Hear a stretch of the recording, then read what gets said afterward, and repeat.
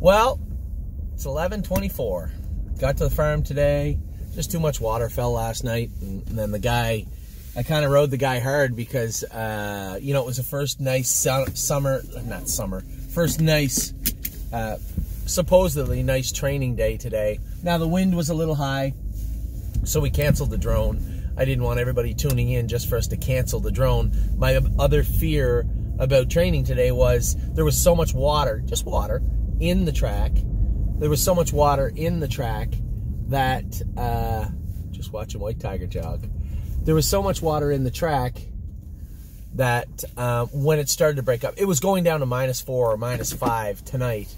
So, it looks good. So it would be frozen in the morning. Supposedly, it would be frozen in the morning. Now, I get home from the races last night. My eye got hit with the... Oh, my eye. Jesus. Got home from the races last night. I drove one horse in the mud. And I get home, it was +3 at 11 o'clock at night.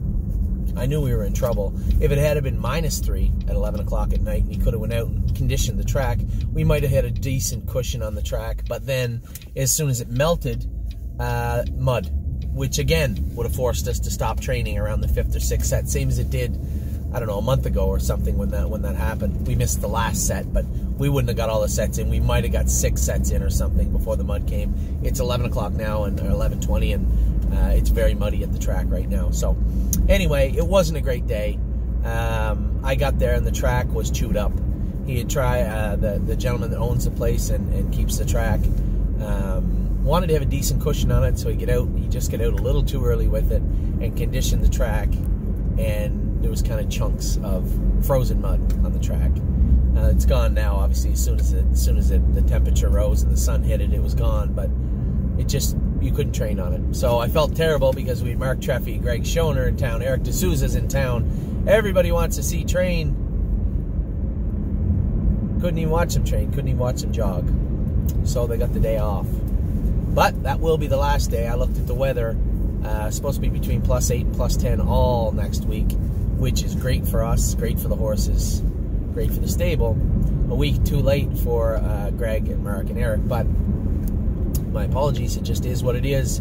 As I say all the time, Mother Nature just does not care what we think. So I'm on my way home. I got to go and get my eye looked at. This is what happened to me in Australia. I didn't make a big deal of it.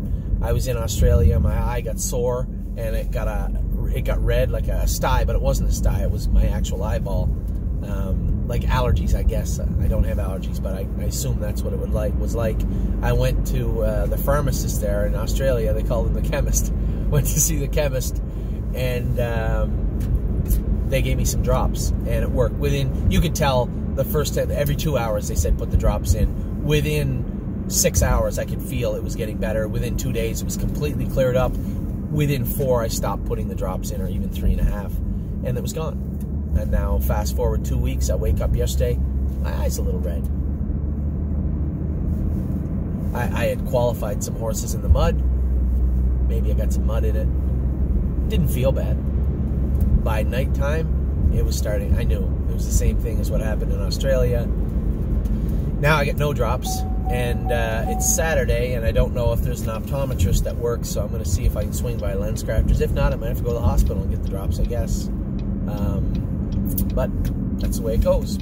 So, a double shitty Saturday, if you will. No training, no seeing. Supposed to race our Vica tonight, and James is going to race Lincoln James. An odd day.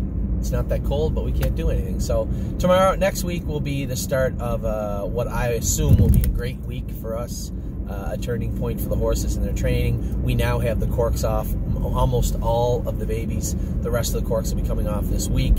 I've seen some significant training improvements. Wednesday, I went with all the horses. I mentioned to you earlier in the week that Wednesday I went with all the horses that I thought were a little sluggish, a little bit behind, not doing their work as well as I would hope they would. And I wanted to get a look under the hood, so to speak. So we had some equipment changes, some shoeing changes made, and some training sessions, some long training sessions this week. and we made some real gains with a lot of horses that were a little unsuspecting. I believe we went over this last week. Maybe it was last Saturday. No, it wasn't last Saturday. It was Wednesday. I was very, very impressed with a number of horses. It's almost like deja vu. I hear myself saying this again. A number of horses. Now, I didn't go with the Johans of the world and Knockdown Dragout this week. They trained, just did their work, but I didn't go with them. I did go with a number of other ones. One in particular that really caught my eye, two in particular. Susie K was very, very good this week, which you may not even know who Susie K is. She's been so obscure for so long. You know, I own a big chunk of her, and there's some other people. Josh owns some of her. Josh's friends do. And nobody knew, you know, can Susie K go? She keeps making breaks. I put the hobbles on her. I trained her Wednesday, and she was awesome. I actually put her, I didn't send anybody out to sets. We had sets for the training. I was going to train Susie K, and I had her in with some tough horses today. I wanted to see what she looked like in with a little tougher grouping. And I think she would have been fine. Don't believe me, just watch. Trained very, very good. Now, I'm about to say something that sounds odd to you, and I'm going to explain it in a minute. Trained the best he's ever trained, looked like $1 million, and we were going to castrate him. The reason we were is just a little ignorant on the track sometimes. When we finally got him thawed out and turned him the right way on the track, he was awesome. But my biggest concern is, it's almost April. What's he going to be like in May? It's too late to geld him then for the most part. You've missed that healing time. That, you know, you can geld them this time of year. It's healed up. The hormones are out of their body. You know, you had them back on a very structured training schedule. Then to interrupt all that with a May castration is a problem. So we're going to geld him right now. Now, he wasn't gelded as of today. Today was going to be his last intact training session, and it won't be now. So don't believe me, just watch. We'll be gelded. Now, I have some interesting news in regards to Rose Run Valiant. Now, Rose Run Valiant bit one of our grooms the other day and immediately was castrated. Do not pass go. Do not collect $100. Gelded immediately. And that is because the safety of our clients and our grooms, our caretakers, is paramount. We can't have horses, both Bend Over and Rose Run Valiant, almost injured our caretakers this week, and both of them are now fresh geldings. Now, the interesting part was Rose Run Valiant, and I wanted to get this right. I just spoke to the vet. Rose Run Valiant had a twisted testicle. So the way it was said to me was the testicle sits with a cord, and it sits this way. The cord at the back goes up into the stomach, whatever. His was twisted. Now, the vet made it seem like it is, he made it sound like it was twisted, meaning it didn't twist that day. It didn't just flip that day. It's not that easy. This testicle was twisted in the horse's scrotum. So this could have been, if you watched Rose Run Valiant, he'd train when we worked him hard, when Mario went with him, when James went with him, when I went with him. He'd work hard, and he trained well, pretty good, still a little choppy in places, right? That could have been why. So I'm glad. I'm not glad he bit our groom, but I'm glad he pushed the envelope a little bit and we castrated him, because I would have probably tried to leave this horse a stallion as long as I could, much like I did Johan or any of the other horses that we've tried to leave them if we could. And I'd said to one of our clients in the barn today, they were asking about a couple, is this one gelded? Is this one gelded? And I said, no. I said, we just don't generally geld horses. I don't know why this phone does that. We don't generally just geld horses. We geld them for a reason, you know, and just gelding to gelding is not one of them. You know, if the horses are cranky, a little sour, a little ignorant or hot on the track, or if they're a little dangerous in the barn, absolutely. And Frontier Cruz come up. He's not gelded. He's a nice big horse. He doesn't bother anybody. Effusive, obviously, regally bred. He's not gelded. There's a couple other ones, quite a few of the other ones we talked about, but it was in relation to Rose Run Valiant and Bend Over. So they're now geldings. Don't believe me, just watch. We'll be gelding next week. Now, there is a horse that was getting hot on the track that we are going to geld, and his name is, I'll play it alone. Getting a little warm. We have a snake cord on him. Danny said he's just getting a little too hot and a little too ignorant on the track. So I said, okay, we'll castrate him. Then I remembered he's a ridgeling. So is that playing a role? This horse never seemed hot before, getting really bad the last 3 weeks on the track. Is that playing a role? That ridgeling, that's when one of their testicles has not dropped. It's up in their abdomen. So we have to take him up to the university. Same downtime, which is virtually nothing. Take him up to the university and get him operated on. Have that testicle removed and obviously just take the other one out and geld him. As we get through the spring, a lot going on right now. We just had a big meeting yesterday. For those of you that use the back end of our site extensively, the owner-operator of that site, Eric D'Souza, was in town. Eric made some time. Excuse me. Oh. Made some time to fly in and meet with the accounting side of the stable, Wendy and Greg, to work out some bugs. Not bugs. He got offended when I said bugs. Not bugs. Just some things we need changed for our clients. And met with the creative side of our site, which is Kelly and Curtis Justin, about integrating the sites. We've been talking about doing this for a while. There was some hurdles in place, or hurdles that I thought were in place that aren't. Anyway, we're going to get through those and get that working in the very near future. Some of these things you're going to see impact the stable in a very big, very positive way, having to do with licensing. We're going to not only are we going to make it easier to track your licensing expiry dates on our site, but we are also going to have somebody help you get licensed this spring.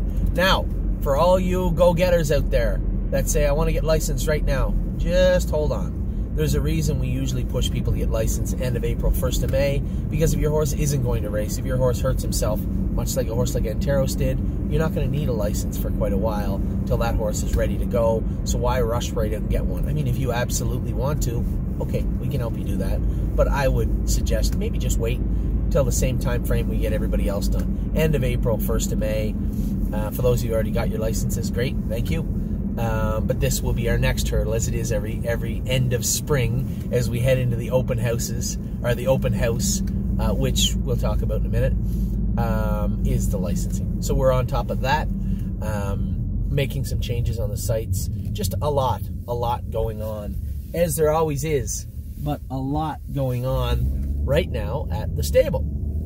Now, as I just mentioned, we are going to have our open house. Our open house is going to be on Mother's Day. I believe it's May the 12th. We are going to have all our yearlings here, all our babies, our yearlings, our 2-year-olds training here for you to watch go. And we're going to have some more of the drivers come out. Hopefully some of the Mohawk drivers come out. James will obviously be here. Mario will be here. Danny will be here. I'll be here. I'm not going to be driving again this year. I found it much better to be up in the clubhouse, so to speak, up in the kitchen, talking with everybody about how the horses are going, giving my own 2 cents as they're training, what I see, so that we can have a dialogue and some feedback from our clients about that. There'll be more information coming out about the open house in the coming weeks and months. Obviously, May 12th is just under 2 months away, but obviously we just already started planning for it. So that's the Mother's Day open house. What else is there? Our horses, we had some updates about our horses in Australia, our 2 yearlings that we have stakes in Australia. They're now broke, or for the most part broke, and I don't think they're jogging yet. They take their time in Australia quite a bit, but they have lots more time than us. The first 2-year-old stake race is a year after this sale. So quite a long time to put some work into them and really polish them up. As we only have 8 or 9 months before our first stake races start here in North America. A little bit different, but at the same time, all the same. So, that's it. That's the opening. Not a lot to talk about this week. Horses didn't train today, but they are going to train next week. They will be under the drone. 15 kilometer-an-hour winds, 8 to 10 degrees Celsius with sun next Saturday. It should be a dandy of a day to be training. It's supposed to be +8 all week, which means we're going to have a good Wednesday training trip heading into Saturday. If you're in the area, you want to come out, we will be training all the babies again also on Wednesday, as we always do. For those of you that don't know, we train all our horses Wednesdays and Saturdays.